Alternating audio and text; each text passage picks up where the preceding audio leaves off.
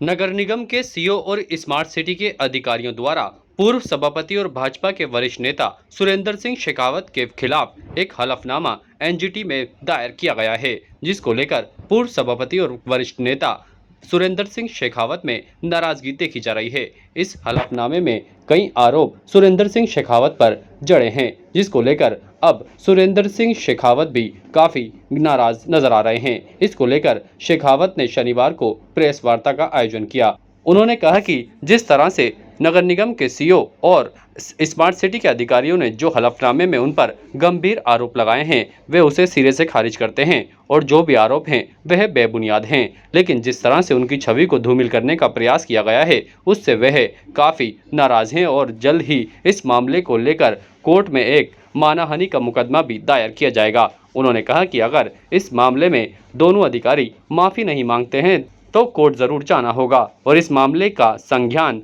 उनकी ओर से मुख्यमंत्री से लेकर भाजपा के आला नेताओं तक पहुंचाया जाएगा। उन्होंने कहा कि वह भाजपा के एक साधारण से कार्यकर्ता हैं, लेकिन भाजपा की सरकार में अधिकारी जिस तरह से कार्य कर रहे हैं उनके विरुद्ध भी शिकायत की जाएगी और जल्द ही मुख्यमंत्री से भी मिला जाएगा। उन्होंने कहा कि अगर उनकी छवि को इस तरह से धूमिल करने का प्रयास किया गया तो जल्द ही कोर्ट में एक मुकदमा भी दर्ज करवाया जाएगा।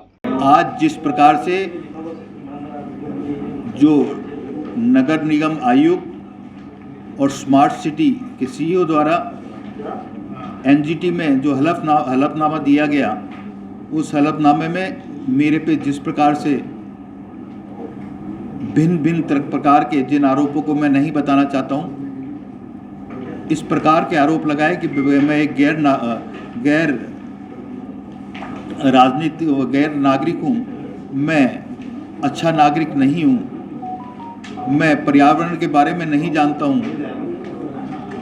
एक मक्खी जिस प्रकार से किसी काम के इधर से उड़कर उधर बैठती है, उसी प्रकार से मेरे कोई काम नहीं है। और सूचना के अधिकार में मैंने कईयों को परेशान कर रखा है, लेकिन मैं कहना चाहूँगा कि सूचना के अधिकार में केवल एक सूचना के अधिकार में मैंने आज तक अपने जीवन में लगाया, वो भी एनजीटी के चक्कर में। अन्ना सागर की ड्राइंग जरूर मैंने मांगी थी कि अन्ना सागर की ड्राइंग जो आप लोगों ने तैयार करी वो ड्राइंग दें। उसके अलावा मेरे जीवन काल में मैंने आज तक किसी प्रकार का भी कोई भी किसी से रिकॉर्ड तलब नहीं किया और ना ही किसी का अतिक्रमण तुड़वाया, ना ही किसी अधिकारी पे दबाव बनाया।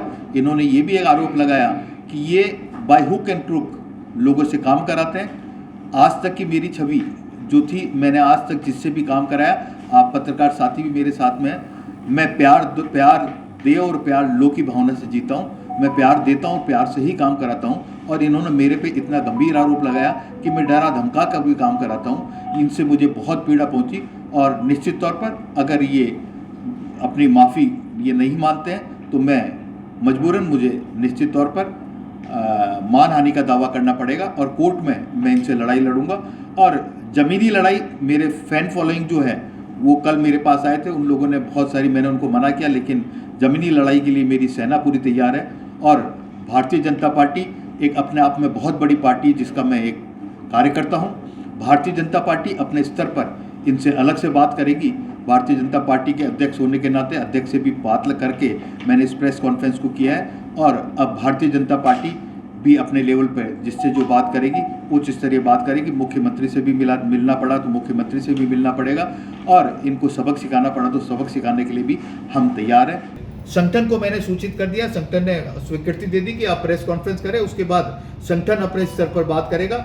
जैसे कि आज सुबह ओम प्रकाश जी बढ़ाना से मेरी फ़ोन पे वार्तालाप हुई, उन्हें कलेक्टर से बात करी तो कलेक्टर महोदय ने कहा मेरी प्रसंज्ञान में ये चीज़ नहीं है, मुझे नहीं पता कि इस प्रकार का हलफनामा दिया गया है। दावा मैंने किया तो टारगेट मेरे को ही करेंगे। वो जो भी दावा करता है या स्मार्ट सिटी के जितने भी कांडे में उनको उजागर करता है, उसको वो किसी न किसी प्रकार से दबाने का कार्य करते हैं और जो कार्यकारिणी में उन पर पर्दे डालने का काम करते हैं और मैं उन पर्दों को उठाने का काम कर रहा हूँ। इसलिए निश्चित तौर पर मैं ही उनको नजर आया, इसलिए इस प्रकार का हलफनामा मुझे दिया और जरूरत पड़ी तो निश्चित तौर पर मैं मानहानि का दावा भी करूँगा।